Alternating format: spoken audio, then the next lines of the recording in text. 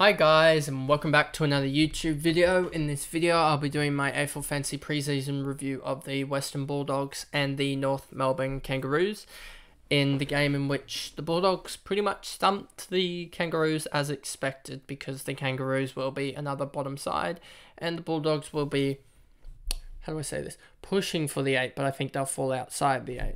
So before we get into it, remember to like and subscribe to the channel, as I can produce more content that you guys want and you guys will enjoy, and it'll just be better for everyone in general. So now if I move on to here, there we go. I've done this again and we'll move on to the players. So Tom Liberatore had a really good game, 33 touches, 2 goals, 5 marks, 8 tackles. He'll be really good if we look at his price. Liberatore, here we go. 801k, 90 average last year. Let's look and see if he's ever done better than that. The year before 90, the year before that 70 in a COVID year, 76, 9, 72, 81. So he's never done better than 90. So could this be finally a year that he steps up? I don't think so. I think he goes maybe up to 94, 95, but nothing more than that. Then you've got Jack McRae here, 121. Do I have him on my side? Yes, I do. I think even though we've been told that he's going to have forward splits and stuff like that, he's still going to get a lot of the ball, a lot of the cheap marks that the likes of Mills get and other players that are very, very high in the list. So he'll get the kicks, the marks, the handballs that he needs, and he'll 121, you'd take that every day of the week.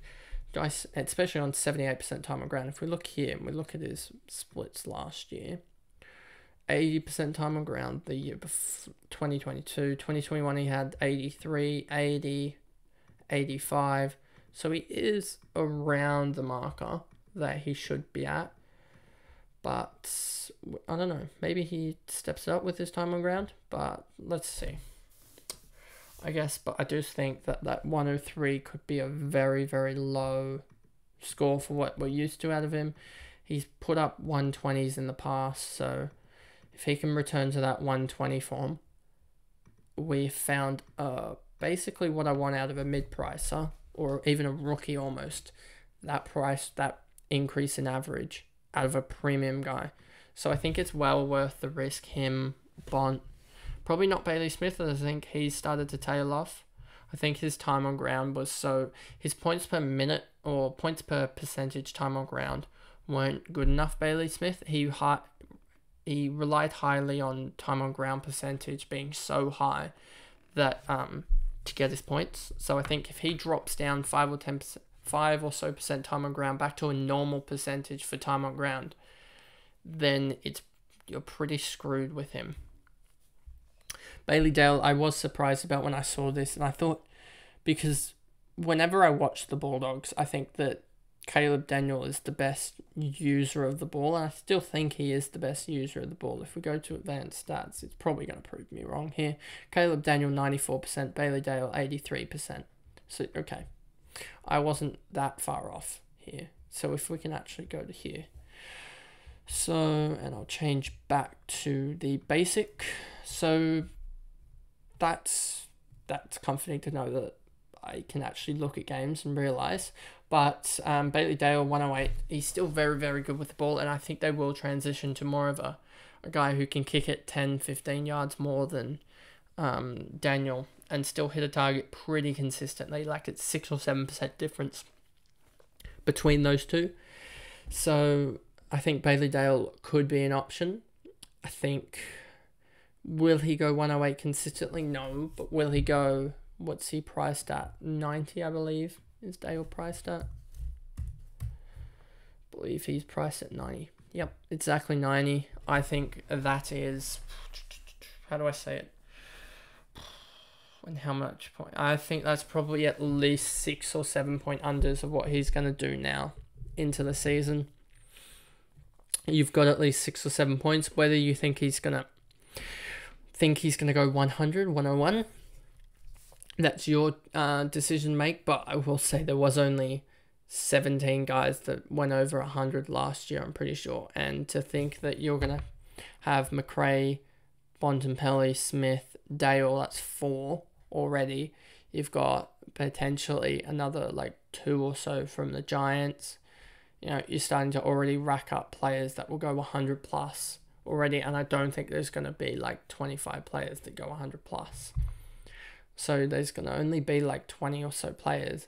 So you're basically starting to go into who's going to lose points from this Bulldog side, and I think you're not going to lose points out of Smith, Bontempelli, and McRae before Dale gets up to 100.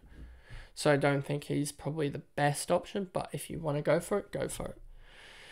So yeah, Bontempelli doing Bontempelli things. Even with the forward role, he looked bad, like scoring wise, but then he comes out and he has like 2 or 3 minutes and it's like, well, there he is again, and he gets like 15, 20 points, like just like that.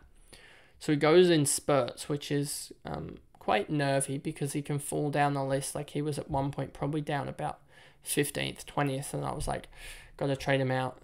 But then he, in the space of a minute or two, got up to like the 4th or 5th, and it's just consistently this ebbs and flows with him. Bailey Smith, I think, had a strong second half, if I want to remember correctly, and he put up good numbers. Norton's not going to put up 100 each week. If you think that, then just no. Luke McDonald, 96. I just don't see there being much value there. Then you got Tim English and Treloar, both guys that I think will average high 90s. Oscar Baker was a surprise, but I don't think you can expect that week in, week out with him. And I think he'll drop more to that 70 type scorer. Liam Jones had 11 marks, which helped him, but I think he will average like 7 or 8.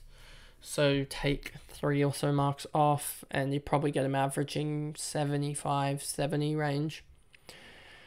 Ugo Hagen, 3 goals, 2, helped his score a lot, so not really an option. Tom Powell, 80. He did pretty well, but had 2 goals that helped him quite a lot there. Alex Keith won't get 76 points. I think that did help because there was a lot of injuries in the back line. Sheasel 75 on 1 goal 1, so that's 68 outside of the goals. 21 touches is huge. Time on ground might decrease a little bit by 3 or 4%, but if he can average like 60, 65 even, then you're looking good for him. Scott, Darcy did pretty well, but had the 2 goals. Scott had the 3 goals, so you can take them out. Davis Juniak, 90% time on ground for 69 is pretty woeful for his standards probably. So look for him to pick that up in the season. I think he's one of those guys that is a late bloomer, I guess, in the season. It takes him a couple rounds to kick into gear. Ben Cunnington, 69, 27 touches, 9 kicks, 18 handballs. There or thereabouts, but just not a good ratio here. Plus also, he didn't get in the points and he had an alright time on ground. Caleb Daniel, 82% time on ground for a 64 is not good. Hayden Crozier, 53% time on ground for a 64 is alright, but I don't see there being much value there. And Will Phillips, 56 is but I think a lot of I think they just got beaten in the midfield, the North guys, as a lot of their midfielders had lower scores. I still think he's an option at, what was he, 270k, that's averaging like 35. He is not going to average 35, Will Phillips. Toby McLean, 54 on 85% time on ground. He's one of those ones that you just wish he had made 65, because if he'd got 65, it would have been more comfortable, because 65 is around that 540, 550, 560 range even, I think. So that would be a lot more comfortable if he got 65 as like a low point, having a bad game, but he got 54, which is just not probably good enough. I'll probably regret not picking him in the end, but I'm comfortable at the moment not picking him. And then you have a lot of these guys. Goda finally, I wish Goda had that 44 in the actual game and 88 or 83 in the trial game, as that would have helped a lot. And then you have a lot of guys down here that are just not valuable. 2 injuries here with Ed Richardson, Taylor Dreyer. So yeah, that's the review done for the North Melbourne versus Western Bulldogs game. And in the review you saw a lot of my, I guess, mental process of how I think the numbers will stack up with, more particularly the Western Bulldogs, as they are a fantasy, I guess, friendly team to go for. You can pick 3 or 4 guys there and you won't really get hurt week in, week out, especially in the midfield. And then how the, I guess, the less expensive mid prices from the North Melbourne and I guess Toad McLean from Western Bulldogs have panned out in that trial game, and how I wish they'd probably scored another 10 or 15 more just to have more confidence in them, but that's how practice games go. So that's the review done, and I'll see you guys in another video. Thanks, guys.